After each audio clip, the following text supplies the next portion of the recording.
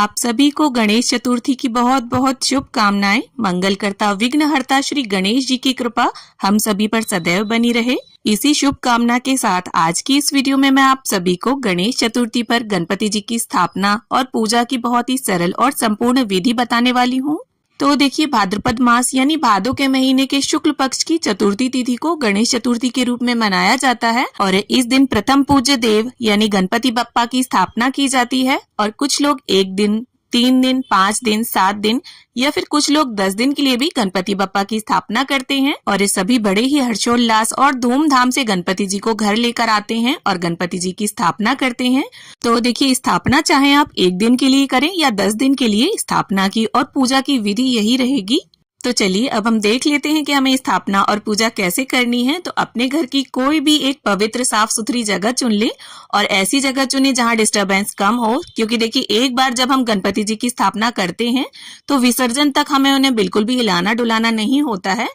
और जहां पर भी आप स्थापना करने वाले हैं गणपति बप्पा की, उस जगह को अपनी इच्छा के अनुसार फूलों से, लड़ियों से, केले के पत्तों से, लाइट्स से, जिससे भी आपका मन करे उससे सजा लें। तो यहाँ पर हमने केले के पत्तों से और लड़ियों से थोड़ी बहुत डेकोरेशन कर ली है। एक चौकी बिछाकर उसके ऊपर लाल रंग का वस्त्र बिछा लिया है और एक गणपति जी को यहाँ पर अलग से मैंने आसन दिया है। अब लेनी है हमें एक गणपति बप्पा की मूर्ति और देखिए, कोशिश ये करें कि जो मूर्ति नई लेकर आए आप वो इको फ्रेंडली हो, मिट्टी की हो, जिससे विसर्जन के समय नेचर को किसी भी तरह का कोई नुकसान न पहुंचे। पीओपी और डस्ट मार्बल की मूर्ति लेना अवॉइड करें। अब देखिए, गणपति जी की जब हम स्थापना करते हैं तो कलश स्थापना जरूरी होती है। तो गणपति जी के सीधे हाथ के साइड में अक्षतों का थोड़ा सा आसन दे दिया है मैंने और यहाँ पर 3 आसन और दिए हैं मैंने, जहाँ पर हम अपने मंदिर के गणपति जी जिनकी हम रोज पूजा करते हैं उनको विराजमान करेंगे।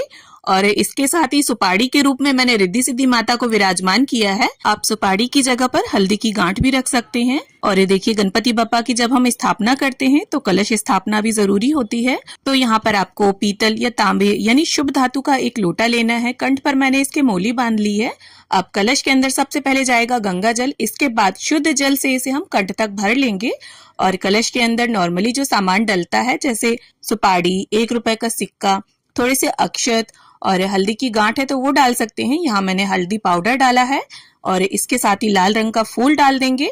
देखिए, छोटी छोटी मगर जरूरी बातों का अगर हम ध्यान देकर पूजन करते हैं तो पूजा में कोई गड़बड़ी नहीं होती। और आप चाहें तो यहाँ पर सुयोग्य ब्राह्मण को बुलाकर भी पूजन करवा सकते हैं या फिर आप इस विधि को देख देख कर भी स्थापना और पूजा कर सकते हैं। तो यहाँ पर 5 आम के पत्ते मैंने ले लिए हैं। पत्तों को चंदन रोली से टीक लिया है। अब हमें लेना है एक जटा वाला पानी वाला नारियल और नारियल का जो मुख है या तो उसे ऊपर की ओर हम रखेंगे या साधक की ओर यानी पूजा करने वाली की ओर रखेंगे। नारियल का मुख जो है वो कलश के अंदर यानी नीचे की ओर नहीं होना चाहिए। नारियल का जो नुकीला भाग है उसे हमें कलश के अंदर रखना है। तो नारियल पर हमने कलावा लपेट दिया है, चंदन रोली से इस पर टीका कर देंगे। आप चाहे तो नारियल पर स्वास्तिक का चिन्ह भी बना सकते हैं। और ये देखिए, यहाँ मैंने नारियल पर कलावा लपेटा है। आप चाहें तो लाल या पीला नया वस्त्र भी लपेट सकते हैं। अब सबसे जो मंगल चिन्ह है यानी स्वास्तिक, उसे हम कलश के ऊपर बना लेंगे। तो आप सिंदूर, रोली, कुमकुम किसी से भी कलश पर स्वास्तिक का चिन्ह बना ले। अब देखिए, सभी की स्थापना हो गई है। कलश स्थापना हमने कर ली है। बड़े गणपति जी, छोटे गणपति जी, रिद्धि सिद्धि माता, सभी को हमने चौकी पर स्थान देते हुए विराजमान कर लिया है। अब गंगा जल और फूल की सहायता से स्नान के भाव से हम सभी को छींटा दे देंगे और चौकी पर भी जल का छींटा देते हुए शुद्धिकरण करेंगे। अब हम एक देसी घी का दिया लेंगे और उसे प्रज्वलित कर लेंगे। और इसके बाद देखिए, वस्त्र की भावना से यहाँ गणपति जी को मैंने कलावा अर्पित कर दिया है, जनेऊ अर्पित कर दिया है। आप चाहें तो नया वस्त्र भी उड़ा सकते हैं। और इसके साथ ही छोटे गणपति, रिद्धि सिद्धि माता, सभी को हम कलावा अर्पित करेंगे। और इसके बाद गणपति जी को चंदन और सिंदूर से टीका करेंगे। सिंदूर का टीका गणपति जी को अति प्रिय है तो सिंदूर का टीका आप जरूर करें। और इसके साथ ही रिद्धि सिद्धि माता को भी हम तिलक लगाएंगे। और नारियल पर हमने पहले ही टीका लगा दिया था और साथ में दीपक का भी पूजन आप करते चले। और टीके पर जैसे चावल लगाते हैं ना, उसी तरह से हम टीके पर चावल अर्पित करेंगे। और जो भी चावल आप पूजा में यूज करें उसे पहले ही देख लें। चावल पूर्ण होना चाहिए यानी अक्षत होना चाहिए, कहीं से भी टूटा फूटा ना हो। अब इसके साथ ही गणपति बप्पा को यहाँ पर लाल गुलाब मैं अर्पण करूंगी। तो इस तरह से जो भी फूल आपके पास हो, आप वो गणपति जी, रिद्धि सिद्धि माता, कलश देव, दीप देव सभी को अर्पित करें। तो देखिए गणपति स्थापना की शुरुआत लोकमान्य बाल गंगाधर तिलक ने की थी और बेसिकली ये त्योहार महाराष्ट्र, कर्नाटक, आंध्र प्रदेश के इलाकों में मनाया जाता है। लेकिन अब आजकल लगभग सभी जगह गणपति जी को धूमधाम से लाकर उनका पूजन किया जाता है। और गणपति जी की पूजा देखिए दुर्वा घास के बिना अधूरी होती है। तो दुर्वा घास के 2 पुंज यहाँ पर मैंने बना लिए हैं। आप 21 या 11 तार के 2 पुंज बना लें और कलावे की मदद से उन्हें बांध लें। और देखिए दुर्वा घास एक बार आप पार्क से लेकर आ जाएं। और दुर्वा घास जो है वो बासी नहीं मानी जाती है। आप फ्रिज में रखकर इसे रोज अर्पित कर सकते हैं, या फिर आप नहीं है अगर आपके पास तो आप धुलकर उसे वापस रोज चढ़ा सकते हैं। अब देखिए गणपति जी को गुड़ और नारियल का भोग हम अर्पित करेंगे और ये जो गुड़ नारियल है ये गणपति जी के पास ही रहेगा जब तक गणपति जी स्थापित रहेंगे। और देखिए अगर आपके यहाँ चीटियां वगैरह हैं तो आप इसे टिफिन में बंद करके भी रख सकते हैं। आप देखिए गणपति जी का जो सबसे प्रिय भोग है वो मोदक है और मोदक की जगह पर आप बेसन के, बूंदी के या मोतीचूर के लड्डू भी अर्पित कर सकते हैं, या जो भी मिष्ठान आप अर्पित करना चाहें प्रेम पूर्वक वो गणपति बप्पा को अर्पित करें। और इसके साथ ही घर पर मौसम में आने वाले जो भी फल उपलब्ध हों वो समर्पित करें। और फलों में केला जो है वो गणपति जी को बहुत प्रिय है, तो हो सके तो केले का भोग जरूर अर्पित करें। और इसके साथ ही पंचमेवे का भोग भी अर्पित कर सकते हैं। और जितने दिन के लिए भी आपने गणपति जी की स्थापना की है, हो सके तो रोज अपने हाथ से कुछ बनाकर उन्हें भोग लगाएं। तो यहाँ पर मैंने जवे की खीर का भोग लगाया है।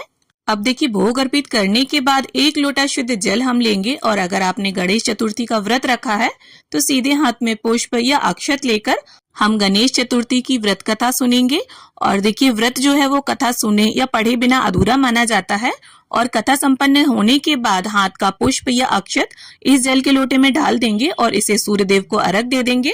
अब इसके बाद सच्चे मन और बड़े ही श्रद्धा भाव से हम प्रेम पूर्वक गणपति जी की, रिद्धि सिद्धि माता की और कलश के माध्यम से जो हमने देवी देवताओं का आवाहन किया है सभी की धूप और दीप से आरती उतार लेंगे।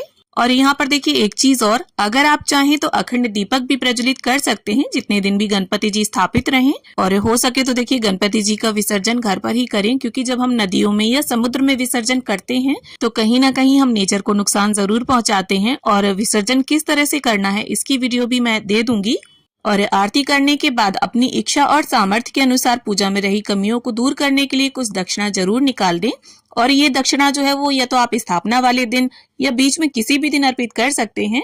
अब सीधे हाथ में जल लेकर चौकी के आसपास 3 बार घुमाकर पूजा का आचमन कर लें। हाथ जोड़कर गणपति बप्पा से पूजा में रही कमियों के लिए क्षमा याचना करेंगे और ऐसी प्रार्थना करेंगे कि हे गणपति बप्पा, आपके आगमन से जीवन में सब मंगल ही मंगल हो, विघ्न बाधा कोसों दूर रहे। हे गणपति बप्पा ऐसी कृपा करना। तो इस तरह से गणेश चतुर्थी पर हमें सुबह के समय गणपति जी की स्थापना करनी है और पूजा करनी है। और परिवार के सभी सदस्य मिलजुल कर गणपति बप्पा की धूमधाम से स्थापना करें, पूजा करें। और देखिए आरती हम दोनों समय करेंगे, भोग दोनों समय गणपति जी को लगाएंगे। तो इस तरह से गणेश चतुर्थी पर हमें गणपति जी की स्थापना कैसे करनी है, पूजा कैसे करनी है, उसकी विधि आपने देखी। वीडियो आपको कैसी लगी, विधि आपको कैसी लगी, कमेंट करके जरूर बताना। और वीडियो अगर आपको अच्छी लगी हो, थोड़ी भी पसंद आई हो तो वीडियो को लाइक करना, शेयर करना और मेरे साथ जुड़े रहने के लिए चैनल को सब्सक्राइब कर लेना। तो मिलती हूँ आप सभी से एक नए वीडियो में। तब तक के लिए happy Ganesh Chaturthi to all of you.